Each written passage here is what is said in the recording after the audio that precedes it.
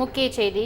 கள்ளக்குறிச்சி விஷசாராய வழக்கில் கைதாகி போலீஸ் பிடியில் இருப்பவர்களின் பின்னால் அரசியல் பலம் உள்ளதா என்பது குறித்து தீவிர விசாரணை நடைபெற்று வருகிறது. கைதானவர்களில் சிலர் தமிழகத்தின் எதிர்க்கட்சிகள் வரிசையில் உள்ள ஒரு குறிப்பிட்ட கட்சியை சேர்ந்தவர்கள் என விசாரணையில் தெரிய வந்துள்ளதாகவும் தகவல் கிடைத்திருக்கிறது. இது தொடர்பான மேலும் விவரங்களை தருவதற்காக எமது செய்தியாளர் சதீஷ்மணி இணைப்பில் இருக்கிறார்.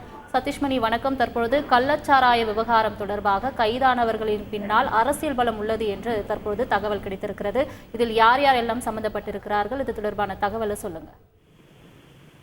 கள்ளக்குறிச்சியில் 55 உயிர்களை பலி வாங்கிய விஷச்சாராய வழக்குல கோவிந்தராஜ் சின்னத்துறை என 8 பேர் கைது செய்யப்பட்டிருக்கிறார்கள். இவர்களிடம் நடத்தப்பட்ட விசாரணையில பல்வேறு தகவல் வெளியாகிருக்குன்னா அதை நம்ம காலையில இருந்தே பதிவு செய்துட்டு இருக்கோம். ஒவ்வொரு தகவலுமே அதிர்ச்சி ஏற்படுத்தக்கூடிய வகையில இருக்கு.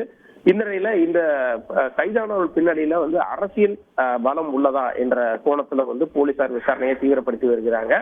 கைதான 8 பேரில் சிலர் தமிழகத்தோட எதிர்கட்சி வரிசையில் உள்ள ஒரு கட்சிகளை சேர்ந்தவர் என்பது முதற்கட்ட விசாரணையில் தெரிய வந்திருக்கு.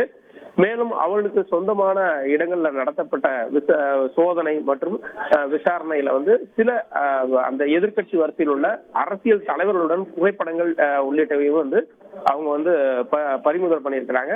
தொடர்ந்து அவர்களுக்கு சொந்தமான செல்போன் உள்ளிட்ட பொருட்களையும் தீவிரமா சோதனை செய்துட்டு வராங்க. எனவே இவர்களுக்கு பின்னால எதிர்கட்சியில் உள்ள ஒரு சில அரசியல் கட்சிகள் இருக்கிறதா, இந்த பின்னால அரசியல் பலம் பொருந்திய ஒரு பின்னணி இருக்கிறதா என்பது குறித்தும் போலீசார் தீவிர விசாரணை நடத்தி வருகின்றன. ஏற்கனவே இந்த வழக்குல பல்வேறு கட்ட விசாரணையில பல்வேறு கட்ட தகவல் வந்திருக்கக்கூடிய நிலையில இந்த தகவலும் மிக முக்கியமாக பெறுகிறது.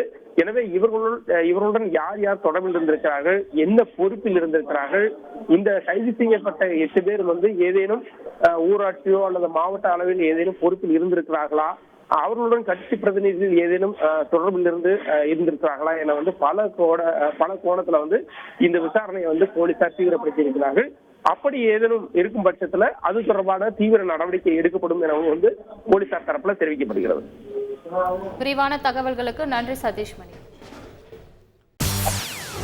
செய்திகளை உடனுக்குடன் தெரிந்து கொள்ள உடனே சப்ஸ்கிரைப் பண்ணுங்க.